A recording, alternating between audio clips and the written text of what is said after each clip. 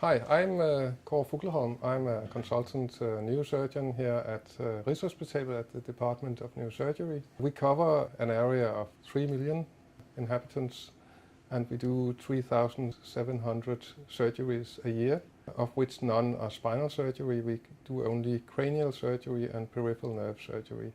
We have been using a lot of different modalities of image guidance over the years, and for the past 20 years I have been working with ultrasound intraoperatively in neurosurgery.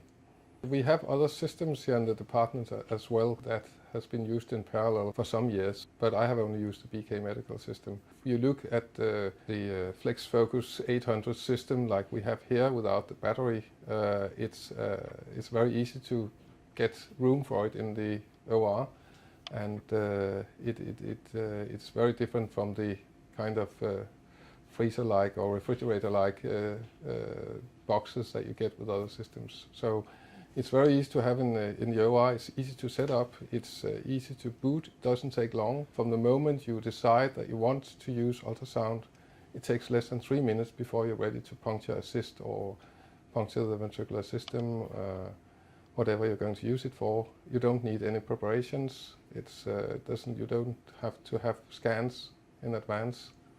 You can use it in any situation where you have the bone off.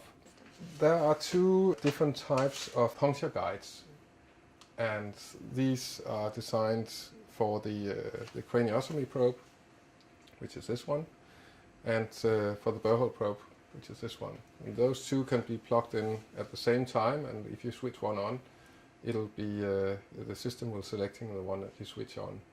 So if you decide to do a puncture with the burrhole probe, you then select the appropriate wheel of puncture guides. It's very simple. You break off this part, which is one that always has to be taken out. That's the one that clicks on the probe. And then you select from the rest the size that you need for your puncture needle or for your catheter, whatever you need it for. For an external drain, it's something like 12G. And the rest will have to go in the bin.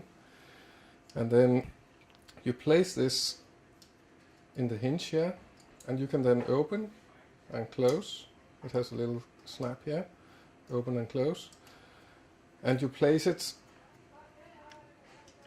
in the preformed gaps here, so it clicks in. You don't have to tighten anything, it just clicks in. And you can now, if you have your burrhole like here in the skull, you can then scan and you can insert the catheter. You can place this flap in the layler arm that you can attach to the operating table, and this will actually be in the position where you fix it. And you can, while you look at the screen, you can pass the catheter to your target, looking at the screen, seeing while it's passing to the brain. And there's no other system like intraoperative MRI or CT that can do that online.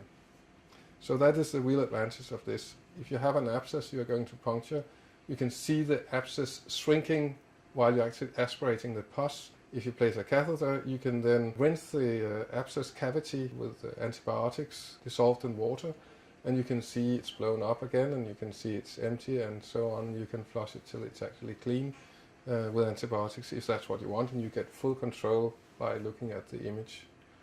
When you plan a puncture, you can put the color Doppler function on, and you can see whether your needle is actually going to pass any major vessels on the way to the target. So you can adjust your angle a little bit if that is the case. And you can, after the puncture, you can leave it in place and look for any hematoma formation. And if there is hematoma formation, you can leave it and look if it gets any bigger, or it is safe to wake the patient up if it is in general anesthesia.